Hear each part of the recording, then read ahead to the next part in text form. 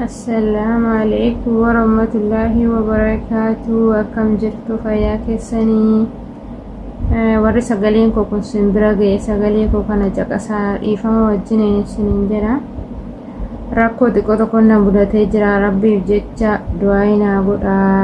Rabbiif jedha du'aa naa godhaa isiniin jedha. Guyyaa tokkollee sagalee waraabee hin beeku.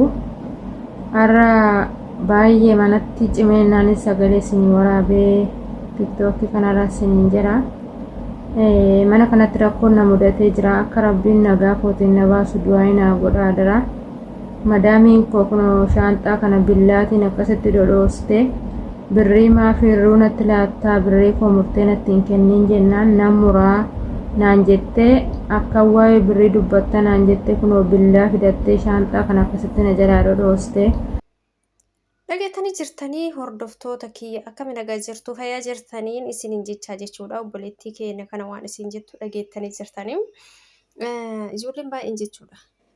Yeroo baay'ee viidiyoowwan kanarratti isinii dubbachaa ture anis jechuudha. Yeroo baay'ee jechuudha ijoolleen keenya kan isaan amantanii yookaan maallaqa isaan bira ol kaayatanii mucayyoon kun deemuuf viidiyoo kan dura hojjettee turte gizee shaanxaa sirreeffattu jechuudha. Viidiyoo sanarratti muuziqaa irratti hidhatteetanii shaanxaa ofii sirreeffataa meeshaa ofii sirreeffataa meeshaa gadi ciisiteeti gaafa sanii gammachuudhaan jechuudha gara biyyaa deemuuf. Egaa kaa deemuuf yeroo kaatutti maallaqa isaan bira jiru kan isaan biraa qabdu naa kenni jetteen jechuudha.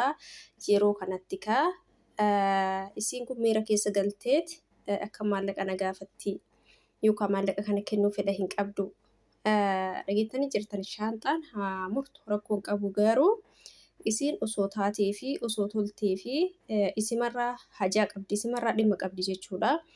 Ijoolleen keenya yeroo baay'ee maallaqa isaan bira ol kaayattanii tursiistanii yeroo galin biraa fudhadha jettanii isaan bira walitti qabdanii maallaqa biratti jechuudha eenyuyyuu fayyaalessaa miti eenyuyyuu amanamaa miti jechuudha. Amanamaan Rabbi tokkicha. Innaa isaanis haguma fedhanuu yoo haftaami ta'an haguma fedhanuu yoo birrii qabaatan haguma fedhanuu si qaxaranii yoo si hojjechiisan jechuudha. Yeroon barbaadetti naa kennan yeroon gaafadhetti naa kennan jettanii akkasitti of hin amansiisina.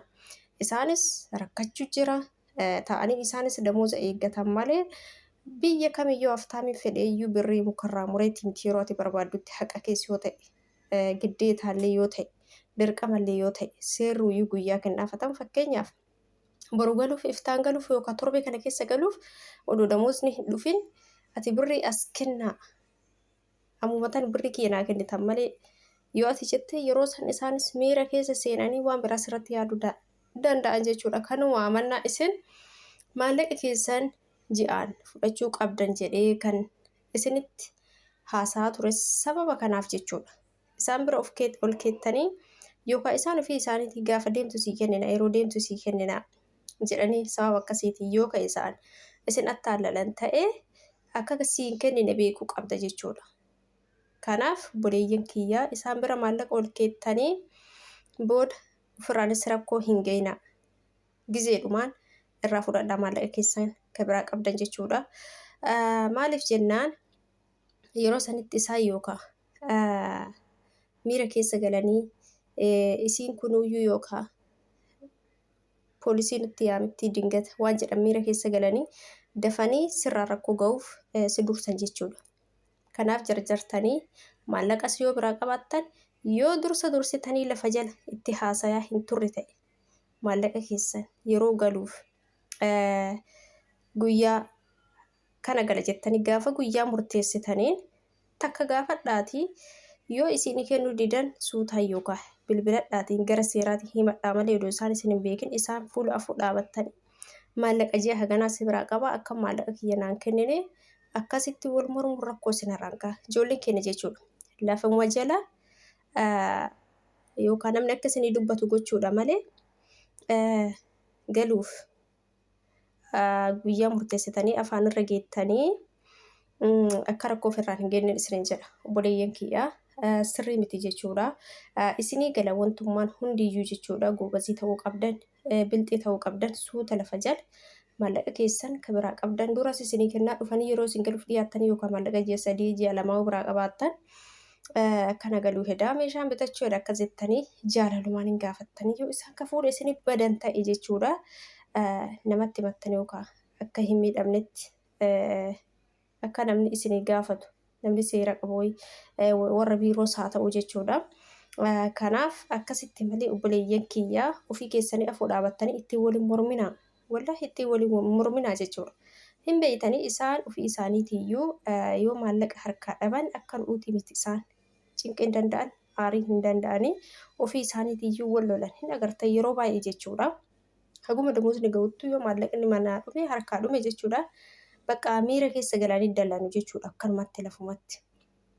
Kanaaf isin immoo gaafa san isinis yoo afur dhaabattan isinirra rakkoo ga'uu irraa of hin qusatan jechuudha. Ijoolleen keenya rabbi sinaa eeguu yeroo baay'ee jechuudha. Kanaaf ji'aan maallaqa keessan fudhadhaa irraa isaan biratti walitti hin qabinaa.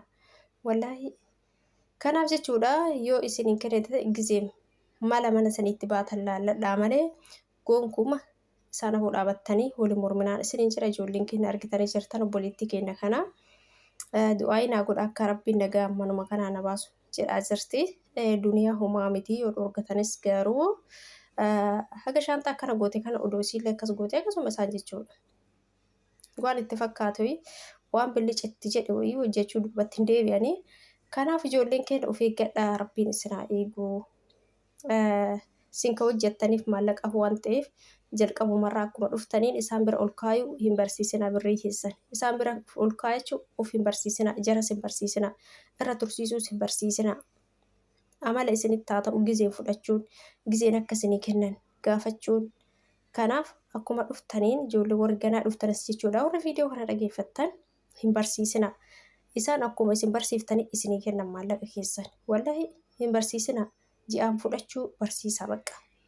Akkasii ijoolleen bilxiin jechuudha goobaziin warri amma dhufan. Wallahi mucayyoon takka as dhufteeti fira warra kanaati maannaan jettee warri biiroo naan jedhan jetti warri biiroo gaafa isin guyyaa 3 geetteetiin hin jette hin farramin naan jedhan jetti bakka hin farramin. Maaliif nutti bilbilii naan jedhan jetti.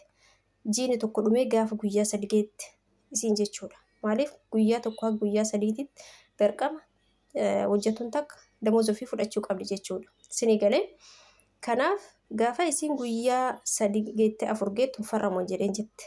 Maaliif naan jennaan seerri akkanaa miti. Guyyaa tokko guyyaa 2 bakka macarrashaa haga guyyaa 3ti. Kana booda akkasitti naa kennuu baannaan ani farramu jiratti bilbiladha jedheen jette. Ergasii guyyaa 30 guyyaa 29 guyyaa 1 guyyaa 2 kanan dabarsitu jette. Isinis akkasitti yoo barsiistan isiniifis furmaata jechuudha. Kanaaf akkasitti ofirraa barsiisan isin jedha ijoolleen keenya isaan bira tursiisuu hin barsiisinaa. Akkasitti goobazii ta'an isin jedha.